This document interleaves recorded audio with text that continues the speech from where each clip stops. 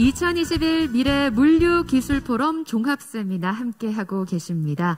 방역수칙을 준수한 방역 및 휴식 시간을 마무리하고 이제 오늘의 마지막 세션입니다. 세 번째 세션.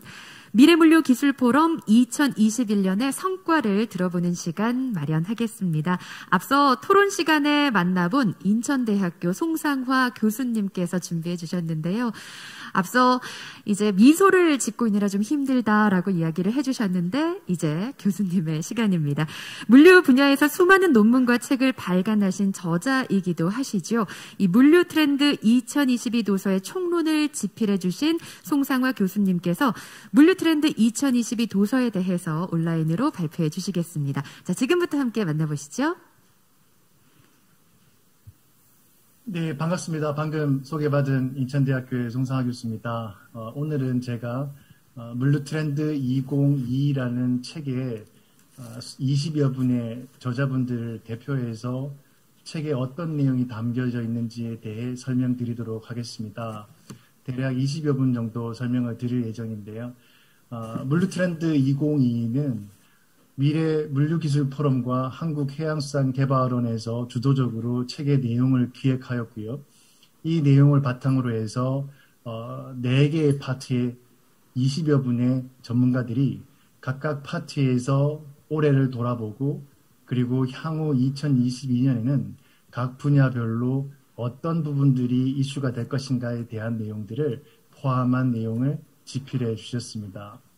그래서 물류를 4개의 키워드로 읽다라고 써놓은 이 이유가 뭐냐면 이 책 자체가 4개의 분야를 가지고 있기 때문입니다. 그래서 저희가 어떻게 이 4개의 키워드를 뽑아냈고 그리고 그 키워드를 바탕으로 해서 어떤 내용을 풀어나갔는지 그 내용들을 간략하게 소개해 드리도록 하겠습니다. 자세한 내용은 아마 12월 9일부터 서점에서 이 책이 이렇게 판매가 시작된다고 합니다.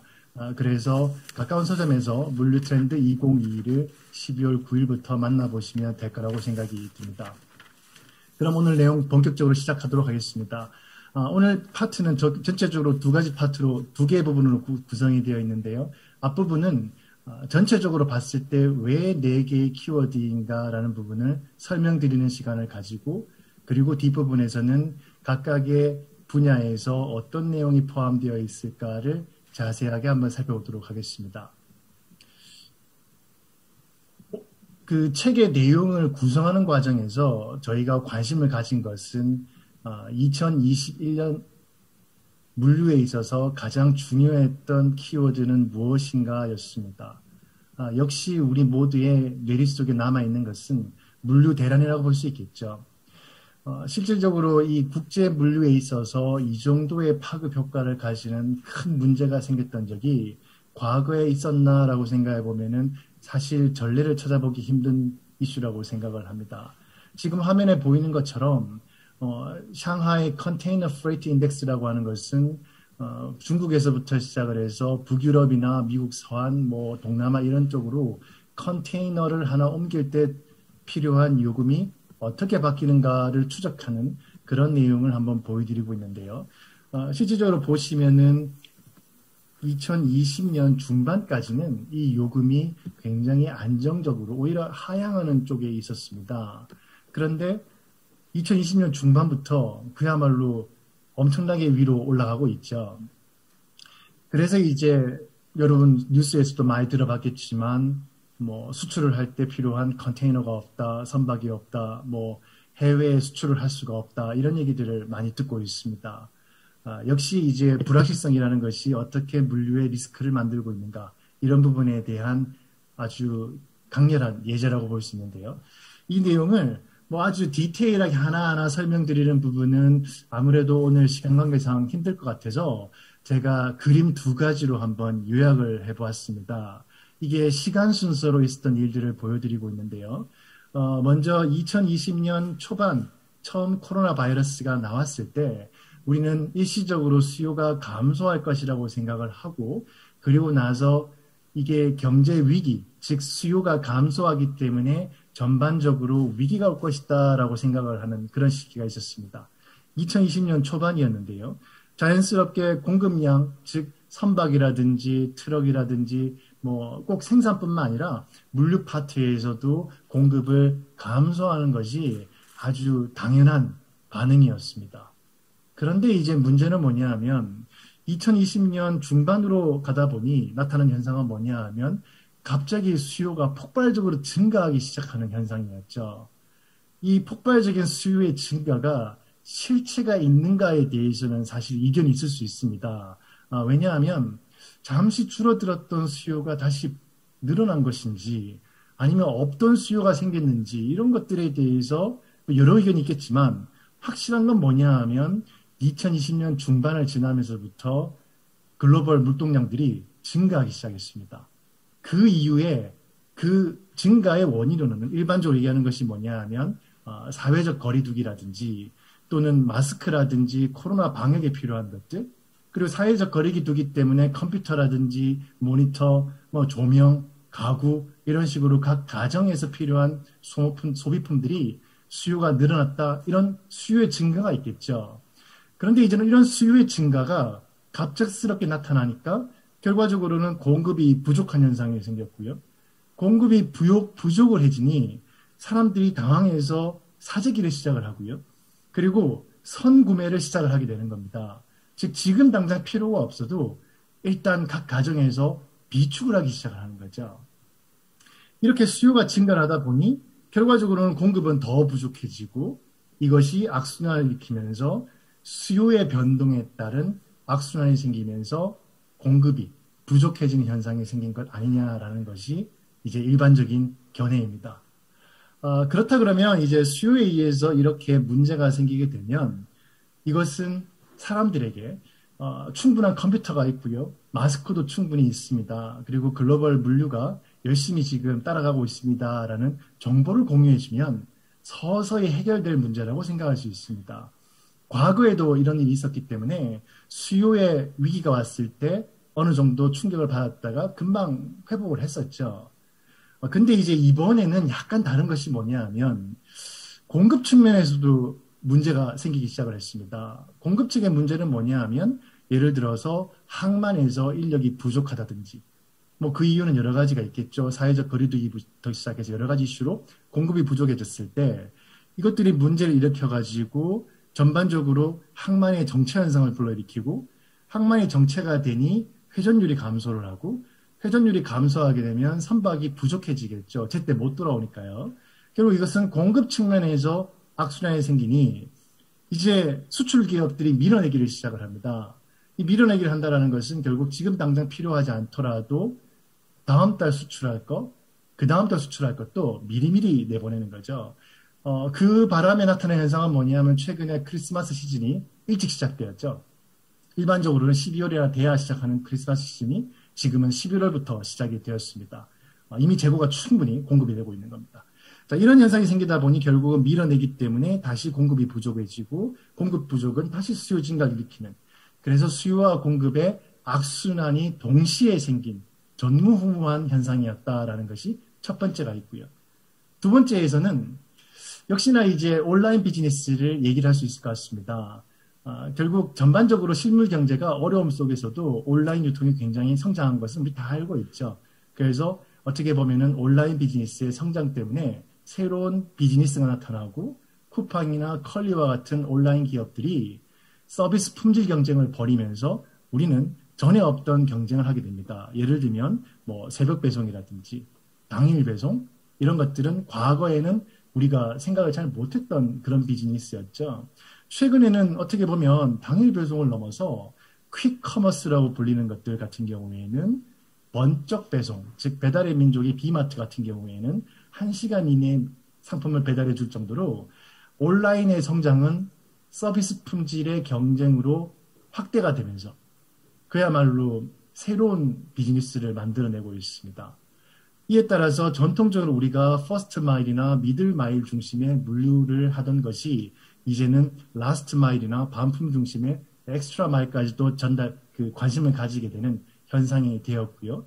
여기에 또 큰 영향을 미친 게 뭐냐라고 생각해 보면 결국은 과거에는 다단계로 네트워크가 구성이 되어서 예를 들어서 나이키라든지 이런 제조업체들이 스토어에다가 상품을 보낼 때 중간에 창고를 만들고 공급하던 이런 체계에서 각각의 매장으로 물건을 직접 공급을 하거나 아니면 아예 그냥 D2C라고 해서 Direct to Consumer, 즉 소비자에게 물건을 직접 판매하는 모델로까지 가게 되면서 제조 산업이 유통의 역할까지 담당하게 된 것입니다. 그러면서 물류를 직접 하게 된 것이죠. 결국 온라인이 서로 경쟁을 하면서 오프라인과 경쟁하는 온라인 기업만 나온 것이 아니라 나이키로 대변되는 제조 산업의 주요 기업들이 소비자 대상의 직접 유통에 뛰어들면서 그야말로 서비스 품질 경쟁으로 확대가 된 거라고 생각이 됩니다. 이 과정에서 결국은 경쟁이 치열해지고 지속적으로 투자는 돼야 되고 인력은 부족하고 서비스 운영 시간은 부족하고 왜냐하면 과거에는 3일 뒤에 물건 갖다 줄 것들을 지금은 아주 극단적인 경우에는 30분 내 배송을 하려고 그러면 결국 주문이 들어온 다음에 서비스를 할 때까지의 시간이 굉장히 짧아질 수밖에 없죠. 자, 이런 과정에서 결국 물류 스타트업들에 대한 높은 관심은 투자로 연결이 되고 있고요. 동시에 우려 섞인 반응들도 많이 나오고 있습니다. 과연 이런 서비스 품질 경쟁에서 승리하기 위해서는 우리가 어떻게 해야 되지? 그런데 수익성까지 확보하면서 이런 일을 할 수 있을까? 물류에 대한 관심은 굉장히 높은데 이거를 제대로 할 수 있는 방안이 뭔지는 아무도 모르는 상태가 된 것입니다. 즉 국제 물류에 있어서는 물류 대란을 중심으로 해서 이슈들이 나타났고요. 그리고 온라인 쪽에 국내 물류에서는 온라인을 중심으로 해서 새로운 서비스 경쟁이 생기고 있다고 볼 수 있습니다. 여기에 외부에서 새로운 충격으로 다가오고 있는 것은 뭐냐 하면 ESG라는 것이 충격으로 다가오고 있습니다. ESG라고 하는 것은 환경의 E, Social Impact의 S, 그리고 지배구조의 G라고 하는데요. 지배구조라고 하는 것은 이사회뿐만 아니라 투명성, 우리가 물류 프로세스를 얼마나 투명하게 운영하는가와 같은 그런까지 포함하는, 즉 환경뿐만 아니라 기업의 비재무적 성과라고 부르는데요. 단순히 수익이나 매출 이런 게 아니라 사회에 대한 기여라든지 환경, 그 다음에 투명한 운영 이런 것까지도 책임을 져야 된다라는 것이 최근 물류 ESG의 요구사항입니다. 그런데 이 ESG를 단순히 환경, 사회적 책임, 그리고 지배 구조로만 놓고 볼 이슈는 아니라고 생각이 듭니다. ESG가 나오게 된 배경을 이해할 필요가 있는데요. 이거를 아주 짧게 생각을 해보면 처음에 1950년대에는요. CSR 그래서 기업이 사회에 책임을 다해야지 환경오염 물질을 배출하면서 사회에 나쁜 일을 해서는 안 된다라는 것, 그리고 사회에 공헌을 해야 된다라는 활동들이 1950년대부터 이미 있었습니다. 그런데 이제 많은 경제학자부터 시작해서 경영학자들이 반대를 했죠. 뭘 반대했냐면 기업은 고용을 창출하고 더 좋은 제품을 만들기 위해서 경쟁하여 사회에 기여한다라고 주장을 한 것이죠. 이런 기업들에게 환경이라든지 사회적 책임이나 지배 구조를 강요하는 것은 기업 운영의 효율성을 떨어뜨린다라는 의견들이 있었습니다. 그러다 보니까 2000년대 초반 마이클 포터 교수를 비롯해서 공유가치 창출이라는 아이디어가 나오기 시작했습니다. 즉 기업이 사회적 책무를 다하는 것이 단순히 사회에 기여하는 것이 아니라 기업에게도 좋다라는 것이 CSV였죠.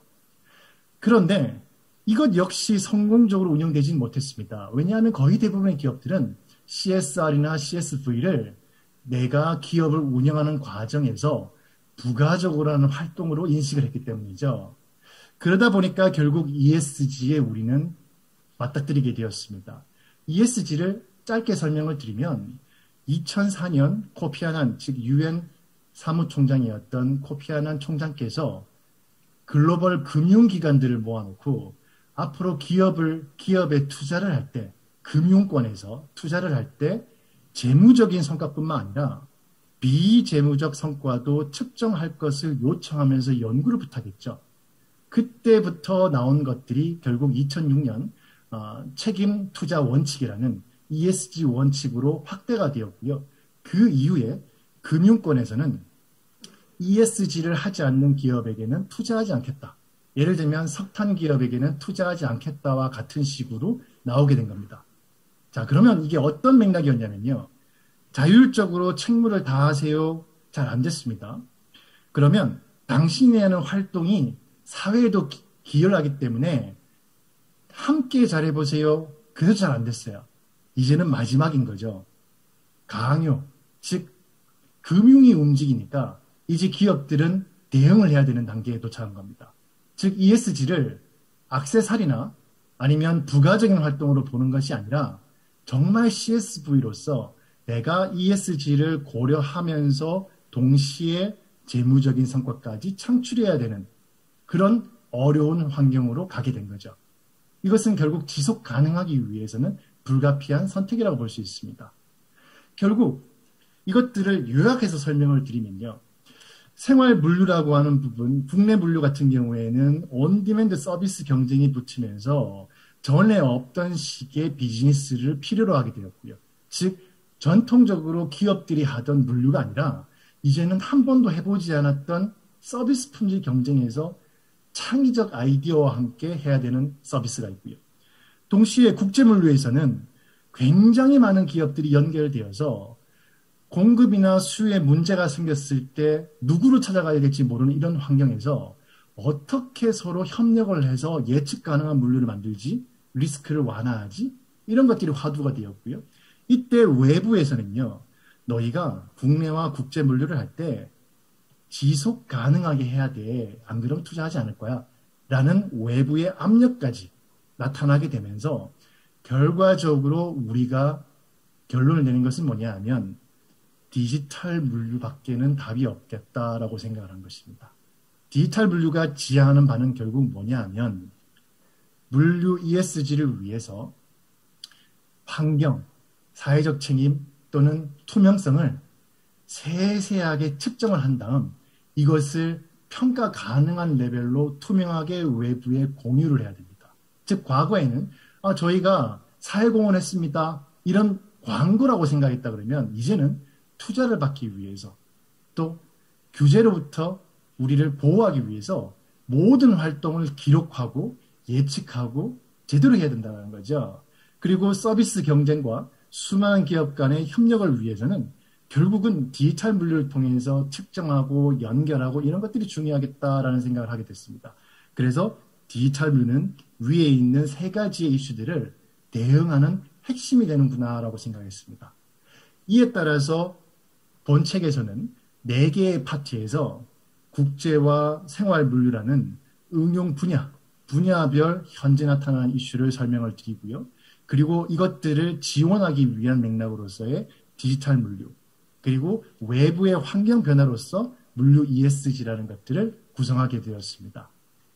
각각의 내용들을 아주 짧게 소개를 해드리면 먼저 국제 물류에 있어서는 첫 번째 벨로링크의 남영수 대표님께서는 글로벌 이커머스, 크로스보드 이커머스에서 국제 물류가 어떻게 플랫폼을 통해서 연결될 수 있는가. 그리고 그 과정에서 율촌의 이준희 변호사께서는 파이낸스까지 연결이 되면 전체적인 물류가 하나의 회사처럼 세계로 될 수 있겠다라는 글을 써주셨고요.